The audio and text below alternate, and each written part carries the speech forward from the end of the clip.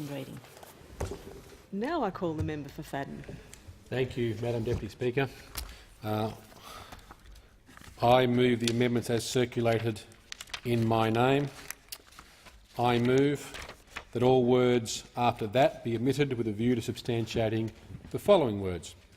The House declines to consider this bill until such time as the government introduces legislation to index military superannuation pensions for Defence Force retirement benefit schemes and Defence Force retirement and death benefit scheme members aged 55 and over in the manner as aged and service pensions are currently indexed. Madam Deputy Speaker, the Veteran Affairs Legislation Amendment Bill makes a series of minor technical amendments to various pieces of legislation that impact upon veterans. These amendments are generally non-controversial. The Coalition supports the measures contained within the bill. However, the legislation can be made better. The Coalition will seek to do so. First and foremost, we will draw a line in the sand tonight. We will seek to legislate fair indexation as a requirement for passing of this legislation. Enough is enough. We have called for this. We have gone to an election for this. We have moved a private member's bill in the Senate for this. We have re-announced it at the RSL at Bendigo by the Leader of the Opposition. We will now seek to legislate this as a requirement of passing this legislation. Once this legislation is agreed to by the House, the Coalition will seek then to make the Veterans Pharmaceutical Reimbursement Scheme the fair system it deserves to be. We don't move this amendment lightly, Madam Deputy Speaker. The bill before the House makes important legislative changes, which we support, although for the pharmaceutical benefit scheme we seek to make better. But we believe that this government now needs to consider and introduce the fair, just and equitable arrangements for military superannuants. By preventing passage of the current bill through the House until fair indexation is introduced, this line in the sand is drawn now. The time has come, and it's time for this parliament to deliver this important reform. The government speaks about reform often, and in the government's words, every reform it does is either historic, monumental or world-leading. All I ask, all the Coalition asks, is that a simple reform so that veterans have the same entitlement for indexation of pensions as per the age pensioners in Australia is considered now. It is a simple request. There's no hyperbole of the world's greatest reform. It's a simple request. Can I say the Coalition has a very proud record of supporting ADF personnel, whether they're serving or in requirement. We believe in the unique nature of military service. In the case of veterans and ex-service personnel, we are committed to fair indexation of military superannuation pensions. We committed to it as a policy at the 2010 election. We introduced a private member's bill. As I simply said, the Leader of the Opposition reiterated, no ifs, there is no buts. The government is fond to tell people within the country that we won't do it, as fond as they are of saying we won't roll back the carbon tax. Well, let me say very clearly to the nation, do not doubt our firm view that we will do both of these. We will index the fair indexation of military pensions, and we will roll back the carbon tax. We will do it. The Leader of the Opposition formally recommitted the Coalition on a number of occasions since the 2010 election. On the 20th of September 2011 at the RSL National Conference in Melbourne, Tony Abbott said, and I'll quote, "It has long been to me and my colleagues in the Coalition verging on the scandalous that defence retirees do not enjoy the same indexation arrangements as other people who have retired." And again this year on Bendigo on the 5th of March, the Leader of the Opposition, together with the Shadow Minister for Veteran Affairs, Senator Reichel Ronaldson, signed the Coalition's pledge to deliver fair indexation. The pledge says, in no uncertain terms, that the Coalition is committed to our veterans and committed to delivering fair indexation to 57,000 military superannuants and their families. It says that the Coalition will ensure DFRB and DFRDB military superannuation pensions are indexed in the same way as aged and service pensions for those aged 55 and over. The Leader of the Opposition and the Shadow Minister for Veteran Affairs signed 2 large pledges. Senator Ronaldson has one of them and I have one of them. If anyone doubts our commitment to it, walk into my office and there you'll see it signed by the Leader of the Opposition, a pledge a metre high and half a metre wide. That couldn't be clearer. Do not believe the government's hyperbole. We will deliver this important reform. Frankly, I'd rather we delivered it now. I'd rather the government agreed with the amendment we are making tonight and did the right thing and indexed military superannuation the same as the age pension. My good colleague Senator Ronaldson, who I mentioned is a Coalition spokesperson on Veterans Affairs, has at every Veterans Forum and every opportunity committed the Coalition to this policy. In conjunction with these commitments, the Coalition has also taken the concrete steps of introducing legislation to fairly indexed pensions. As I said on my behalf, Senator Ronaldson introduced my fair indexation bill into the Senate on the 18th of November 2010 to provide the fair, just and equitable indexation for DFRB and DFRDB military superannuants. On the 24th of March 2011, the Greens and Labor called for a Senate inquiry into the legislation. The Coalition opposed yet another inquiry. The Greens and Labor used the inquiry to oppose fair indexation, the first time the parliament has ever opposed fair indexation.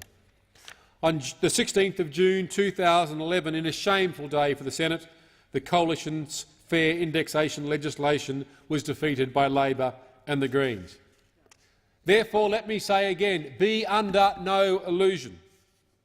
The Coalition is resolutely behind its policy that it has stated time and time again, the policy it took transparently to the last election in 2010, which is why I stand in the chamber this evening to seek to amend the Veteran Affairs Legislation Amendment Bill 2012, so that the issue of fair indexation is given its due right of adherence.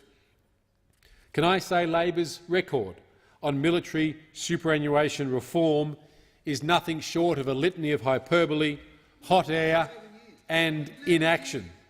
Let's not forget that before the 2007 election, Labor led the veteran community to believe they would fix military superannuation indexation. And as I stand here, the Minister for Veteran Affairs is in front of me at the desk.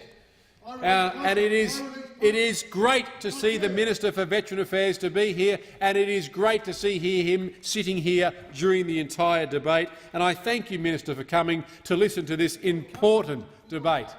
And I know, Minister, that deep down you want to do the right thing. The challenge is, since 2007, the government of which you, sir, are a minister, has led the nation to believe that you would fix it. In fact, the member for Eden Monaro, who is currently the Parliamentary Secretary for Defence, together with Senator Kate Lundy, who is the Minister for Sport, both of them said in a letter to the former Finance Minister Lindsay Tanner, dated the 14th September 2009, and I'll quote it, Minister, so we can all hear the words clearly. These two, including the Junior Minister for Defence, said, significantly, many people genuinely believe that prior to the 2007 election, the ALP had committed to determining a fairer method of indexation, and a review would provide the direction. It is entirely appropriate, fair and consistent with our election commitment that the introduction of this improved indexation arrangement should coincide with that for pensions and benefits as announced by Minister Macklin. This is the words from the current Minister for Sport and the Parliamentary Secretary for Defence, a close colleague of the Minister for Veteran Affairs, who is sitting here tonight. They have both unequivocally called upon the government to honour what it led the Australian community to believe in 2007, to index military DFRDB and DFRB pensions. Their words have only been met by more obfuscation. Let's not forget that Labor failed to respond to the Podger Review, which was released publicly back in December 2007, 4.5 years ago, and the government has not. It has not Order. officially responded to the Podger Review. And let's not forget the Matthews Review, Minister, as I hear you talk about the reviewer review, sir, which I believe you spoke to and indeed commissioned. It was a whitewash in name, it was a whitewash in fact, it was a whitewash in substance. It was a whitewash over its own false election commitment. 10 high-level inquiries into military superannuation indexation that all recommended change in the current arrangements, but yours, Minister, your inquiry was the only one that, surprise, surprise, said that we should keep the status quo as it is. 10-1. Where I come from, Minister, it's 3-1, and you're out. Doesn't stop there. Labor's Finance Minister, Senator Wong, and Veteran Affairs Minister, the Honourable Warren Stoden, who sits here tonight, have launched an ongoing scaremongering campaign in an effort to distract from Labor's lack of policy. Their argument is that the cost of fair indexation is too high. Minister Wong claims that the Coalition's $100 million cash cost is actually $1.7 billion and that the scheme will cost $4.5 billion to fully implement. The Finance Minister, like Minister Snowden, is deliberately misleading. The cost over the forward estimates in cash terms is between $100 and $150 million, depending upon which side of the view you take. That's it in cash terms, and no one argues with that. In terms of the accrual accounting over the next 40 years, yes, the cost goes into the billions over 40 years, but when was the last time you heard a debate in this House in terms of increasing age pensions looking at the cost over 40 years? When was the last time that was done? We deal with everything in this House in terms of cash terms. We deal with every announcement in terms of cash terms. We deal with every single increase in pensions in terms of cash terms, and to be completely consistent, in line with everything else that the House does, we should deal with this issue in cash terms. And when we deal with this issue in cash terms, over 4 years, we come out to cash terms at between $100 and $150 million. This point was reinforced by the Commonwealth Actuary during the debate surrounding my fair indexation bill. In advice to Finance Minister Penny Wong in January 2011, the Commonwealth Actuary Michael Burt said, "Great care should be exercised when using fiscal balance figures for decision-making purposes, particularly in the area of unfunded superannuation arrangements." Madam Deputy Speaker, in case the House missed that point, I shall read it again. I think that's a in good advice to Finance Minister Penny Wong in January 2011, the Commonwealth Actuary Michael Burt said, "Great care should be exercised when using fiscal balance figures for decision-making purposes, particularly in the area of unfunded superannuation arrangements." He blew an almighty hole in this government's claims that the cost of fair indexation is too high. The cost of fair indexation over the next 4 years is approximately $100 million. The government has told me about $150 million. I'm happy to accept either amounts, and that's before clawback, because, of course, it is taxable. It is not the inflated $1.7 billion that this government, the Labor Party, claims by confusing the accrual side with the cash side.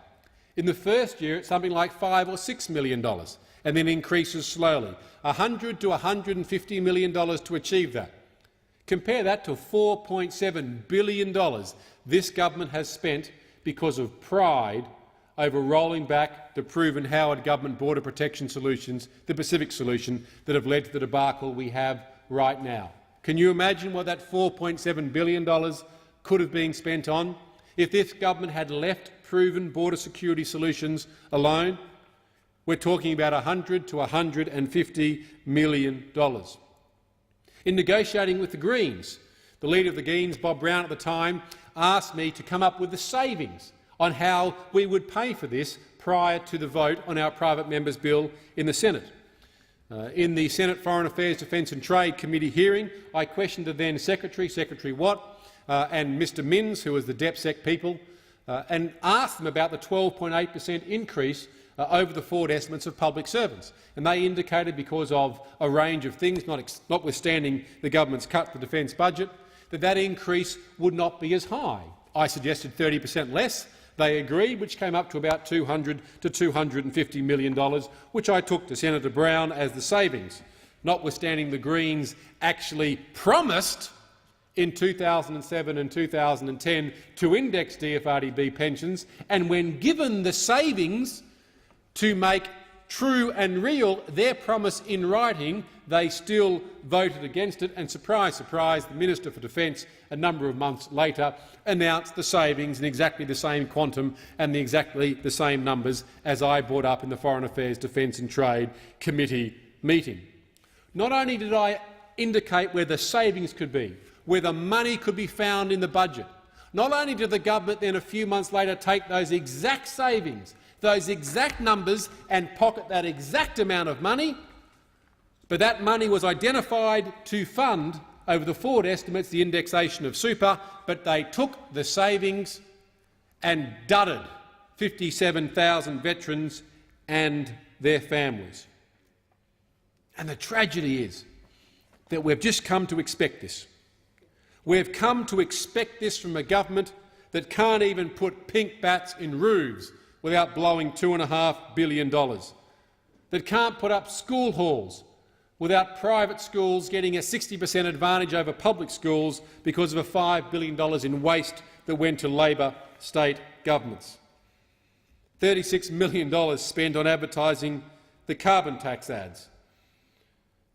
And of course $4.7 billion because of pride in rolling back the border protection solutions that worked, of which the government has now done an amazing backflip. The money was found, it was identified, the government pocketed it and delivered nothing.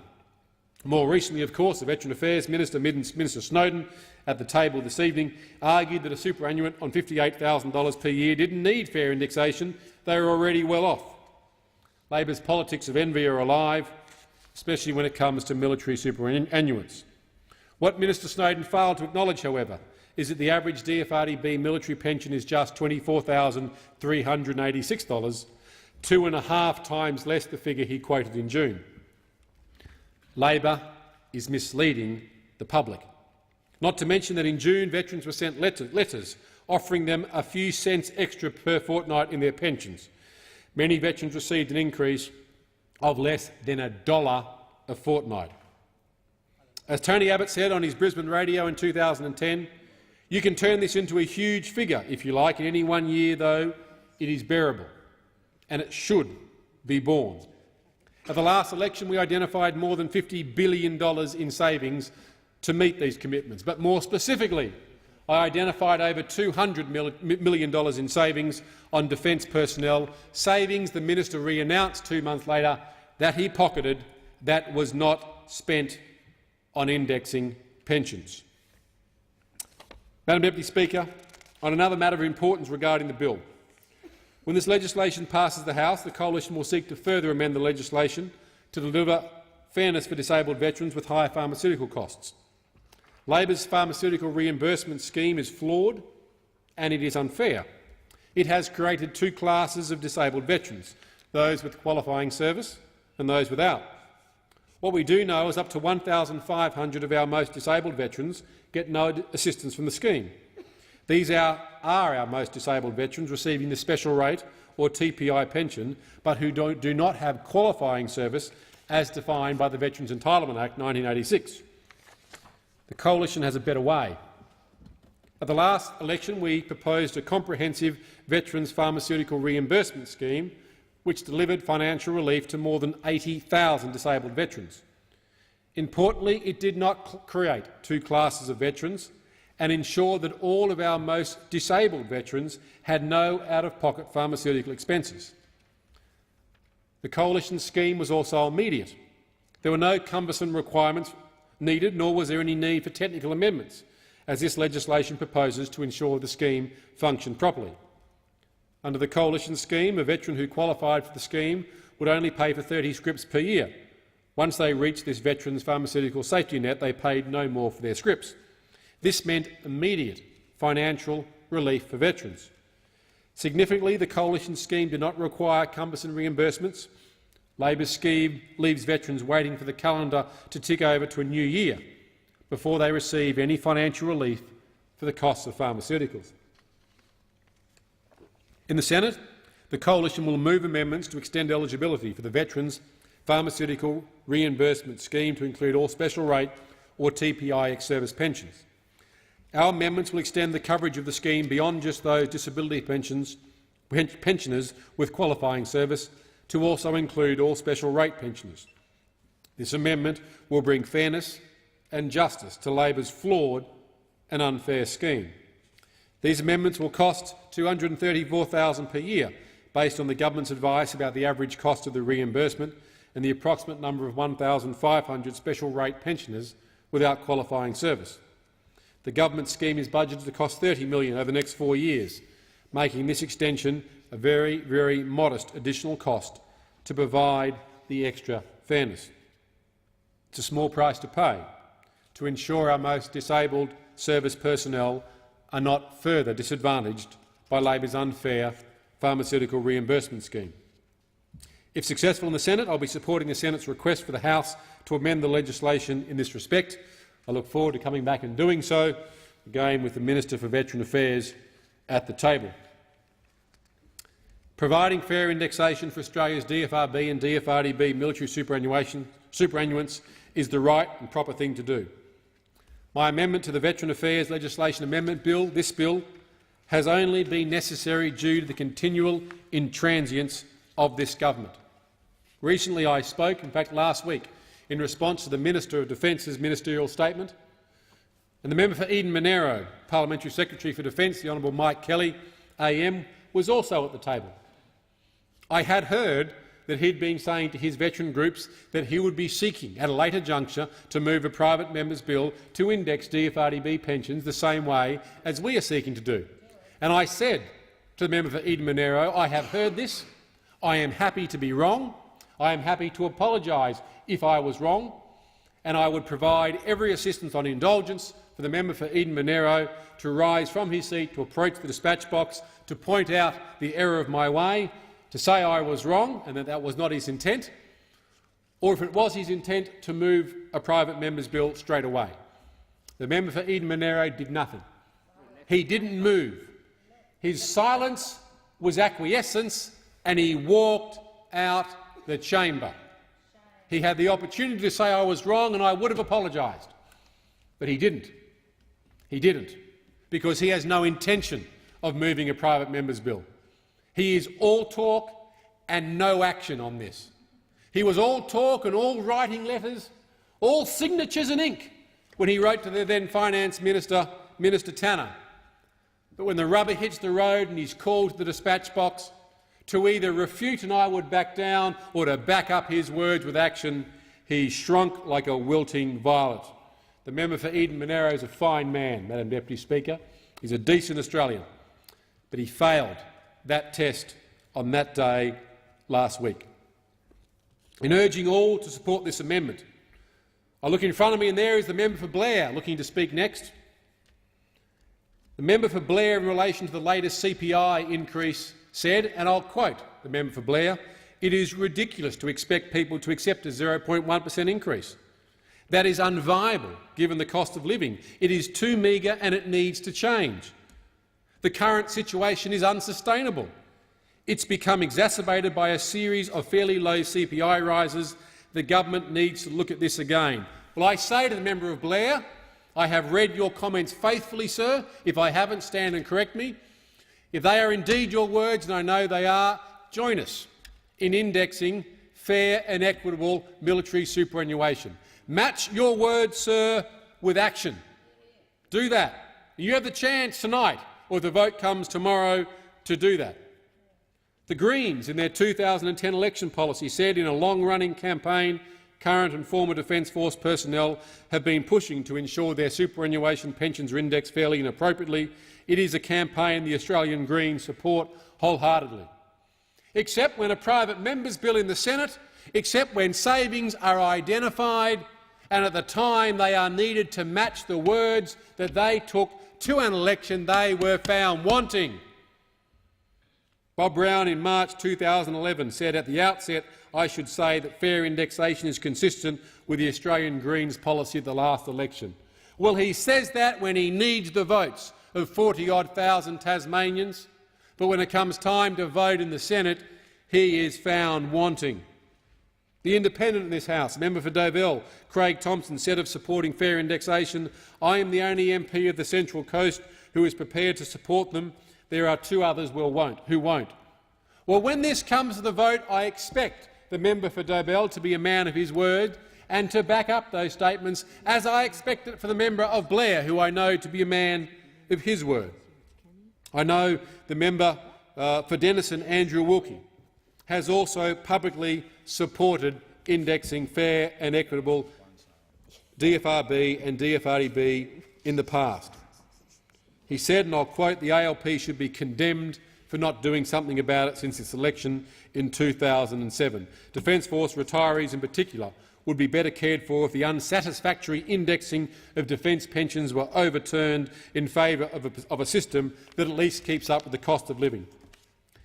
The independent member for Lyne, Rob Oakeshott MP, has moved 2 motions in the House of Representatives calling for fair indexation, the last motion seconded by the member for New England, Tony Windsor. The member for Lyne said, "There are many in the community who are aggrieved and their concerns deserve to be heard in the House.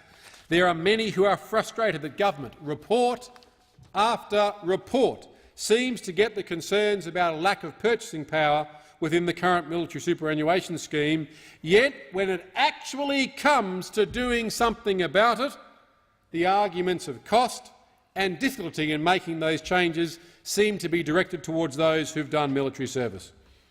He continues, "I want it to be recognised that defence service is unique within the public service.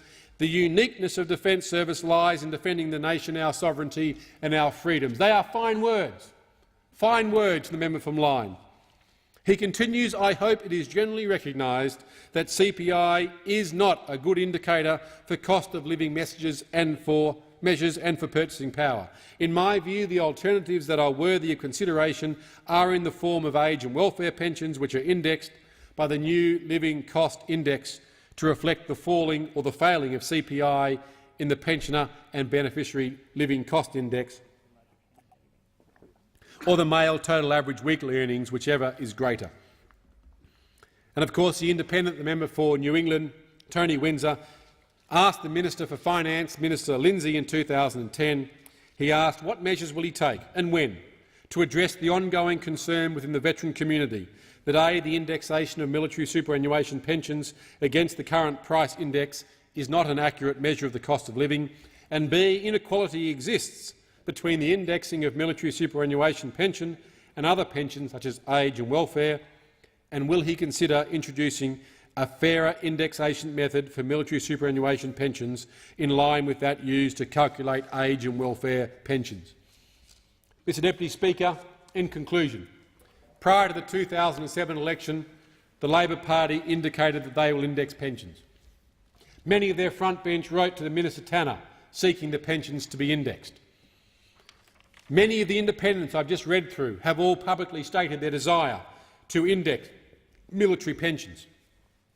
The cost is about $100 to $150 million in cash terms over the next 4 years. Savings of up to $250 million were outlined in the private member's bill in the Senate last year. And within 2 months of that private member's bill being defeated by the Labor and the Greens, the Minister for Defence acted on those savings and pocketed that money. It was promised. The independents have backed it. The money was outlined, the money was found, and the money was pocketed.